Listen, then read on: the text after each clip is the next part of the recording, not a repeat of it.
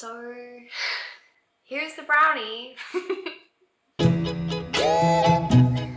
Welcome to the Blue Border YouTube channel. My name is Kylie and today we're making brownies. So I definitely underestimated the brownie. I feel like so many people have a brownie recipe and so many of them are gluten-free and vegan, and it's kind of like, how hard can it be?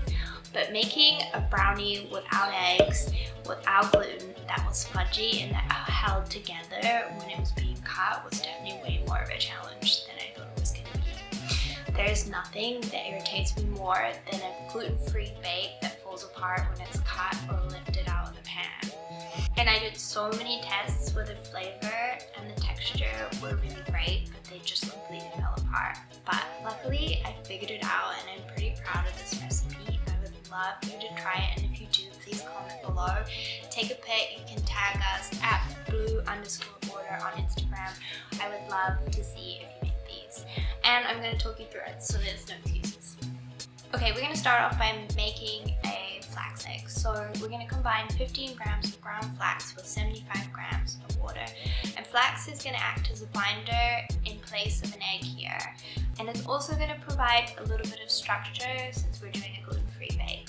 So you're just going to mix that up until it's completely combined and then set it aside because it will start to thicken. Next, we're going to sift together 125 grams of all-purpose gluten-free flour along with 25 grams of cocoa powder, a quarter teaspoon of salt, and half a teaspoon of baking soda. So I know we don't usually add baking soda in brownies, but I think it really helps to, again, add a little bit of structure in a gluten-free bake like this. So next we're going to melt 100 grams of 70% dairy-free chocolate. We're going to use the double boiler method. So you're going to put the chocolate in a glass bowl and then put about 3 to 4 centimeters of water in a small pan. You're going to put that on the stove, bring the water to a gentle simmer, and then place the glass bowl with the chocolate on top. So you can turn the temperature down to sort of maintain that gentle simmer, but you don't want the water to boil because if the water gets too hot, the chocolate can burn. Once the chocolate is melted, we're going to add 100 grams of non-dairy butter. So I'm using a solid butter, but you can also use margarine here. We're going to mix that in until they're both completely combined. Turn the heat off. We're going to add 170 grams of light muscovado sugar and 30 grams of dark muscovado sugar. So you can also add 200 grams of just brown sugar or even 200 grams of white caster sugar. The brown sugar or the muscovado sugar is just going to really add depth to the flavor, and it's also going to give it a slightly chewier, gooier texture. With the muscovado sugar, it generally has lumps in it, so I'm just going to mix it until all those lumps are worked out into the butter and the chocolate mixture.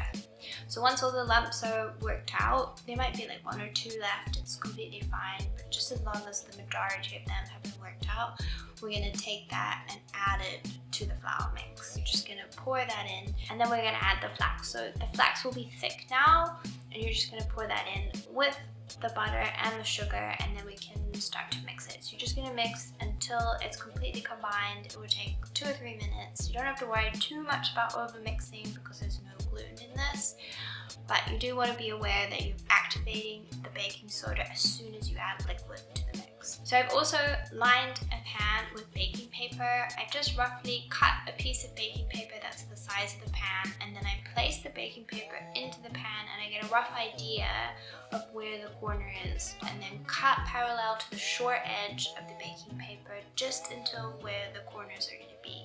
And I place that back in, and then you just get these really neat little folds rather than the scrunched up corners, and that helps to lift the brownie out of the pan really easily without catching the corners. And then you're going to pour your brownie mixture into the pan and spread it out using a baking spatula or an offset spatula so that it's nice and even. And then we're going to bake that at 160 degrees Celsius for 30 minutes. Alright, so you're going to take the brownies out of the oven and then allow them to completely cool before you cut them. So let them be stone cold. I know it's going to be hard, but if you cut them while they're still hot, any structure that's being created will completely collapse because you've got no gluten in there. And then once they're completely cool, we can cut them. I'm going to cut these 3x4 so I get 12 brownies. And then to serve, you can just dust them with a little bit of cacao powder or a little bit of icing sugar.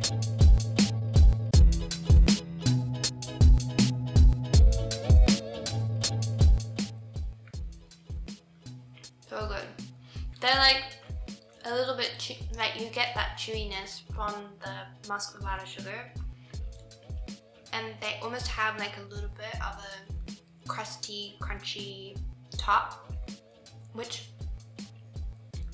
you would associate with like sort of like a meringue. And I don't think you can really see, but there's like some great structure in there. So, like I said, I'm really excited about this recipe and I would love to know if you try it, so please comment down below. Take a pic and tag us on Instagram. Thanks so much for watching. This is a super new channel, so if you like and subscribe, it really, really means a lot and I would be super grateful. And we'll see you in the next video.